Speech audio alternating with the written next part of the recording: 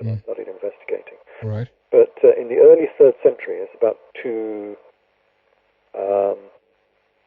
slightly before that, say about 180 AD, something like that, a new line of Syrian kings became emperor of Rome, starting with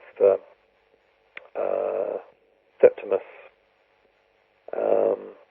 What was his second name? Can't remember offhand. And ending up with Emperor Elagabalus, who was also a Syrian king, priest king, who became emperor of Rome. And it was under Emperor Elagabalus in about 220 AD that the temple was rebuilt again. So this strange temple in Chester, in Diwa, was rebuilt in the early 3rd century by another Syrian priest king of the Roman Empire, which is slightly strange. Yeah. Why would it do that? I mean, again, the hints he was that... linked. He was of the same bloodline as King Jesus. Yeah.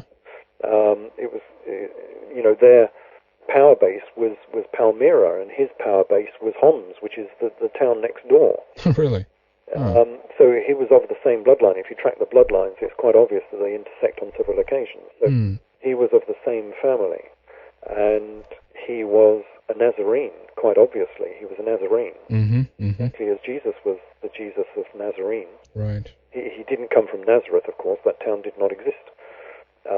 He was the Nazarene. It was a sect. It wasn't a town.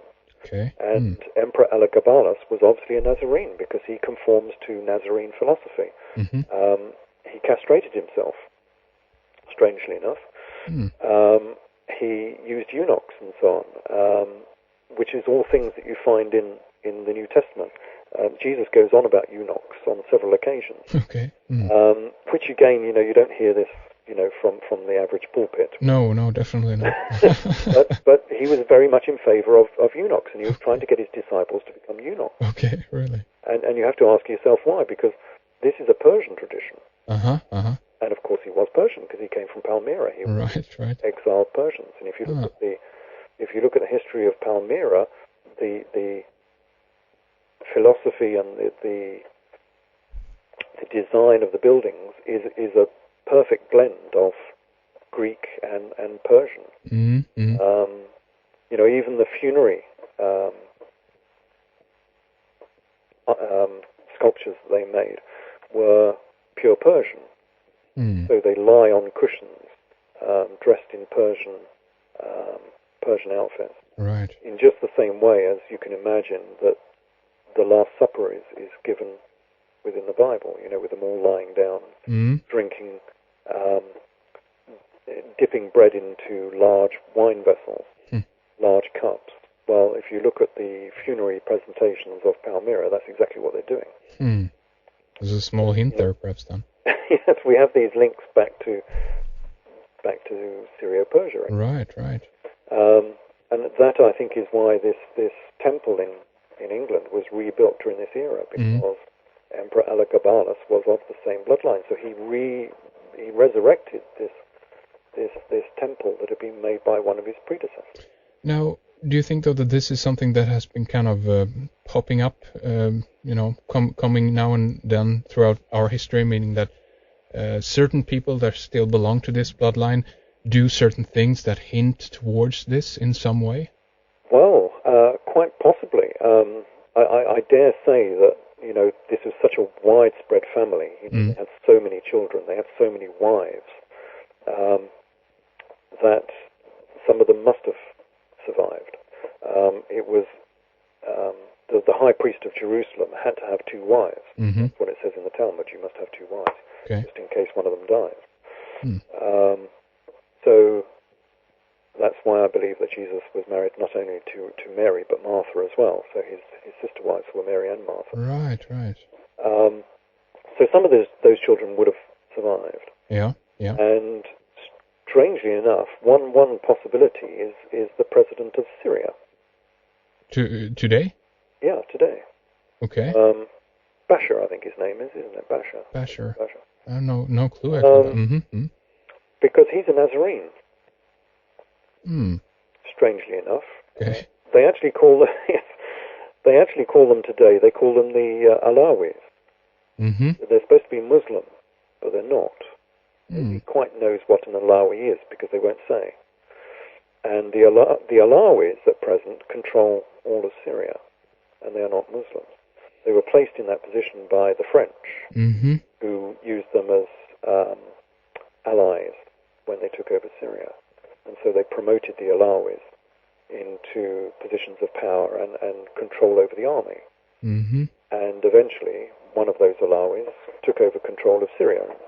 And his son now is Bashar, is president of Syria. But the Alawis were actually the Nazarene. That was the original name for them.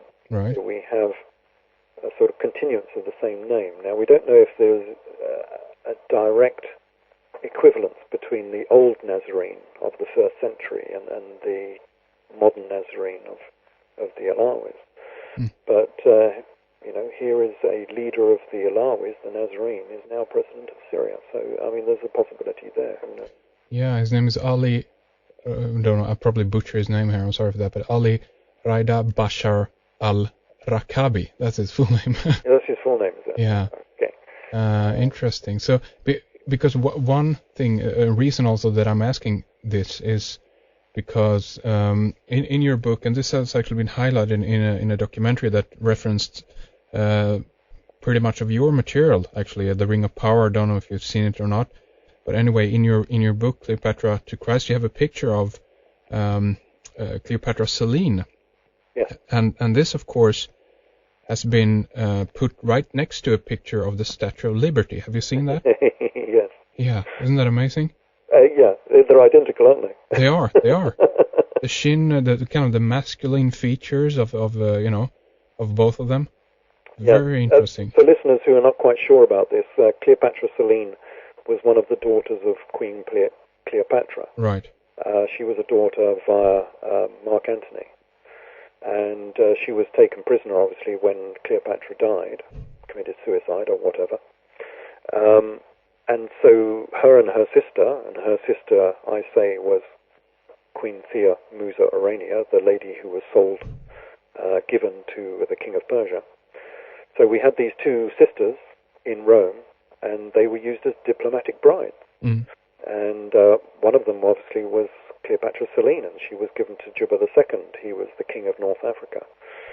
And we have a lot of information about her, including her statue. And as you say, her statue looks identical to the Statue of Liberty. Yeah. Now, that was actually found in time for it to be used, actually, yeah, as a prototype for the Statue of Liberty. Because the history of Cleopatra Selene was fairly well known in the sort of Victorian era. So yes, and I go through similar correspondences in the new book, because if you look at the coins of Syria, and now we're coming back to Elagabalus again, right, the Syrian emperor of Rome. The coins that he minted are the same as the Great Seal of America. And I just make the comparison and leave it up to readers, basically. Right. It looks to me as though whoever created the Great Seal of America has used Syrian coins as the prototype. Now, you're not talking about the back side of the seal, but the front. Both sides. The back side. So the front side has the eagle on it. Yeah. The eagle holding various things in its talons and some sort of piece of lace or something in its... 13 arrows, and you have the a branch of an olive That's right. there, yeah. Well, that is a Syrian coin. That comes straight off a Syrian coin. And if you look at the back, of course, we're all familiar with the truncated pyramid and so on. Sure. Well, it so happens that the primary emblem, the primary idol of Emperor Elagabalus was the Elagabal, which was the sacred sunstone, which happened to be a pyramid, basically. It was a conical stone. Right. This was a sunstone. This was a meteorite that was supposed to have fallen to Earth, and it was revered processionally by Elagabalus. He took it to Rome and various other things, and he made everybody worship it, and the Romans didn't like this at all because he was Roman, which was one of the reasons he was eventually kicked out.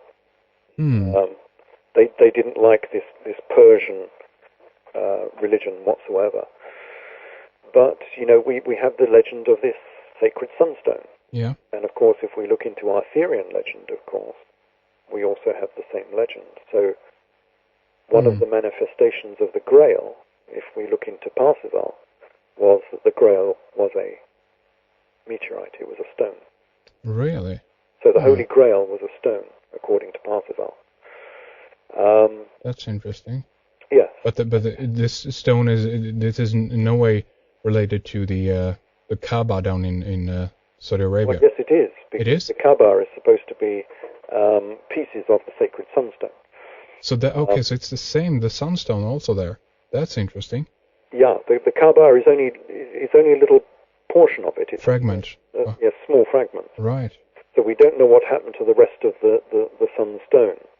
But of course, if you look into Britain, we have lots of legends of the sunstone ending up in Britain. Of course, legends in Ireland that says that the great Alphalmus stone, that they call it, the Greek Alphalmus stone. Right, and we can even in Ireland, and then we have the legends, of course, that they end up in Scotland with the story about the stone of Scone, or the stone of Scone, as they call it. That's the coronation stone, right? Yeah, the coronation stone. Ah.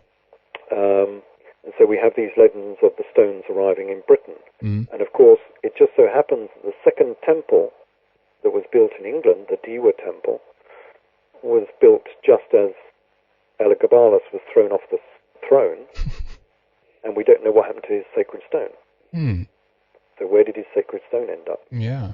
Is that the Scottish stone? Is that why they built the new temple in Diwa? Is it to house his sacred stone?